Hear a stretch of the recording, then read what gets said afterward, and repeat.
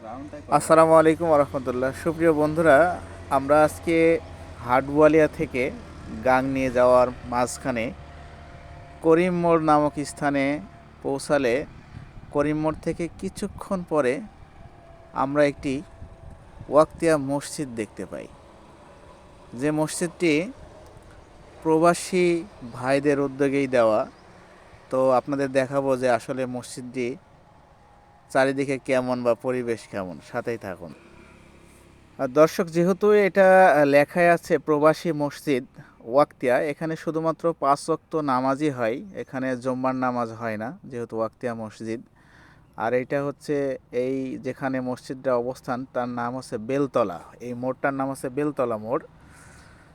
এই মসজিদের পাশে রয়েছে একটি টিউবওয়েল, আপনারা দেখতে পাচ্ছেন, ছোট্ট একটি টিউবওয়েল যেখানে মানুষ অজু করবে, অজু করেই এই মসজিদে প্রবেশ করবে। এবং আপনারা যা দেখছেন যে পাশে যে রাস্তা, এই রাস্তার মানুষেরাও কিন্তু এই টিউবওয়েল থেকে প্রচণ্ড গরমে তৃষ্ণা মেটাতে পারে।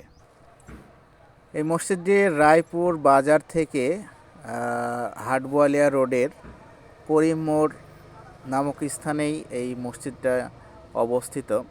আর এই মসজিদটা কিন্তু তৈরি করেছে যারা প্রবাসে থাকে, প্রবাসী ভাইয়েরা। তো প্রবাসী ভাইদেরকে অসংখ্য ধন্যবাদ এত সুন্দর একটি পরিবেশ তৈরি করার জন্য। আরেকটা কথা না বললেই নাই, এই মসজিদের নিচ দিয়ে কিন্তু ছোট্ট করে নদী, নদী বলতে কি একটা খাল আছে, যে খালে এই যে আপনারা দেখছেন হাঁস চড়ছে।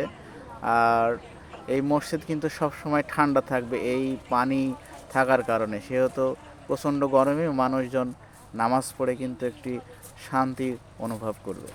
সর্বোপরি রায়পুর প্রবাসী ভাইদেরকে অসংখ্য ধন্যবাদ সুন্দর একটি মসজিদ তৈরি করার জন্য।